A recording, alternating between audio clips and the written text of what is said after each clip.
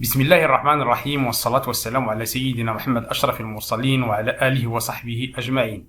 أعزائي الكرام، اليوم سوف أختتم دروس الصوت سيون. Aujourd'hui, je vais terminer les leçons du son sion.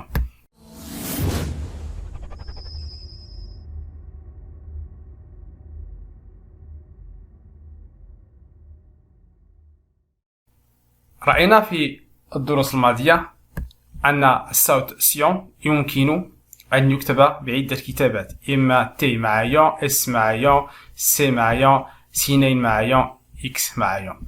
إذا في الدرس الأول رأينا T مع يون، ثم في الدرس الثاني رأينا C مع يون و X مع يون. ولمن لم يشاهد هذه الدروس فأضعها في أسفل الفيديو. اليوم سوف نرى S مع يون وسينين مع يون. إذا لنلاحظ جميعا هذه الكلمات. إذا الكلمة الأولى nous avons admission, commission, concession, discussion, expression, impression, répercussion, session, mission, progression. إذا ماذا تلاحظون في هذه الكلمات؟ إذا نلاحظ أن الصوت سيون يكتب بسينين، سينين سينين سينين. إذا متى يكتب الصوت سيون بسينين؟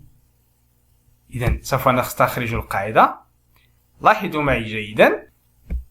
admission قبل السينين لدينا حرف إي. commission كذلك إي. concession لدينا E. discussion U. expression E. إذن لدينا كذلك impression E. répercussion U. session E. mission I. progression E. alors ماذا تلاحظون؟ نلاحظ أن الصوت سيون يكتب بعد ماذا؟ حرف voyelle. لدينا I voyelle, I voyelle, E voyelle, U voyelle, E voyelle, E voyelle, U voyelle, E voyelle, I voyelle, E voyelle. إذن صوت السين الذي يكتب بسينين يكتب دائما بعد حرف متحرك، أي الذي يلعب دور الحركات في اللغة العربية. إذا ننتقل إلى القاعدة. La graphisation s'emploie toujours après une voyelle. إذا تكتب دائما بعد حرف يلعب دور الحركات et jamais derrière une consonne، وأبدا بعد حرف صامت. ولنفرض أننا قمنا بإزالة السين هنا، كيف ستقرأ هذه الكلمة؟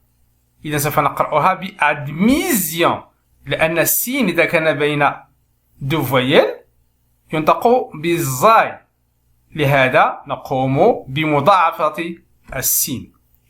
أن ننتقل إلى حالة أخرى، هذه الحالة التي يكتب فيها بS بلس يون. إذن لنكتشف كذلك القاعدة انطلاقا من هذه الأمثلة. إذن سنقوم باستخراج القاعدة انطلاقا من هذه الكلمات. لدينا aversion, compréhension, contorsion, diversion, inversion, émulsion, excursion, pulsion, torsion, extension.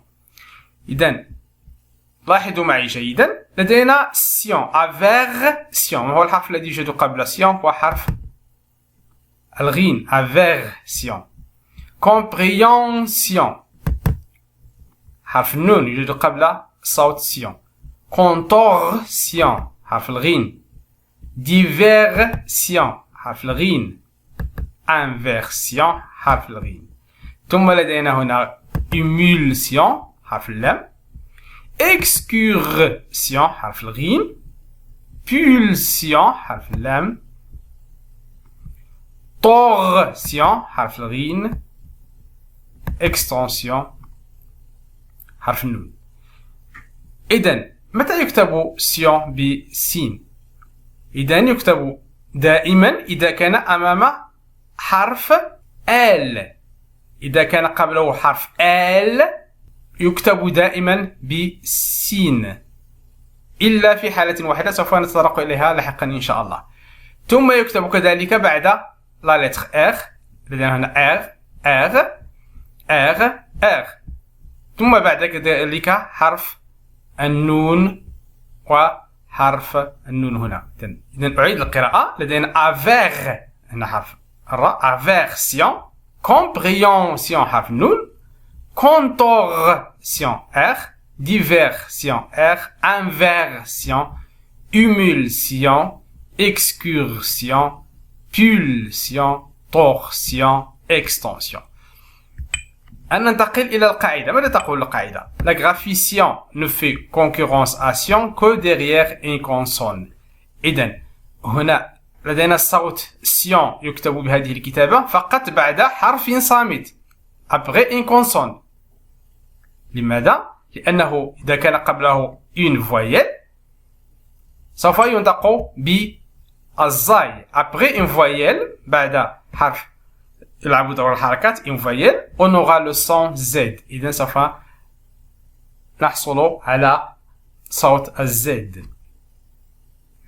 قاعدة ثانية il se place toujours après la lettre L. إذا كان قبله حرف اللام فإنه دائما يكتب سيون باستثناء sauf un seul mot، كلمة وحيدة وهي alcyon. alcyon هنا يكتب ب C. alcyon للإشارة ف Y يلعب دور I. alcyon. Et souvent après les lettres R et N. إذن يكتب كذلك بعد R و N ولكن ليس دائما. كمثال inversion، extension. إذن لا يكتب دائما بعد حرفي الغين والنون. هنالك حالات أخرى يكتب ب T. Mais pas toujours, car ces deux lettres peuvent être suivies par sion qui s'écrit avec T.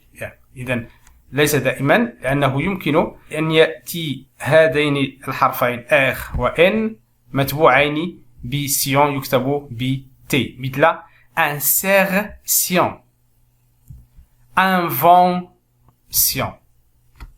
طيب، إلى هنا أعزائي الكرام أنهيت هذا الدرس. آمل أن أكون قد وفقت في تقديمه، وآمل كذلك أن أكون عند حسن ظنكم. لا تنسوا دعمنا ومساعدتنا على نشر هذا المحتوى، ولا تنسوا كذلك الاشتراك بالنسبة للمشاهدين الجدد، ولا تنسوا الضغط على زر لايك ومشاركة الفيديو مع الأصدقاء لكي تعم الفائدة. أستودعكم الله الذي لا تضيع ودائعه. السلام عليكم ورحمة الله تعالى وبركاته.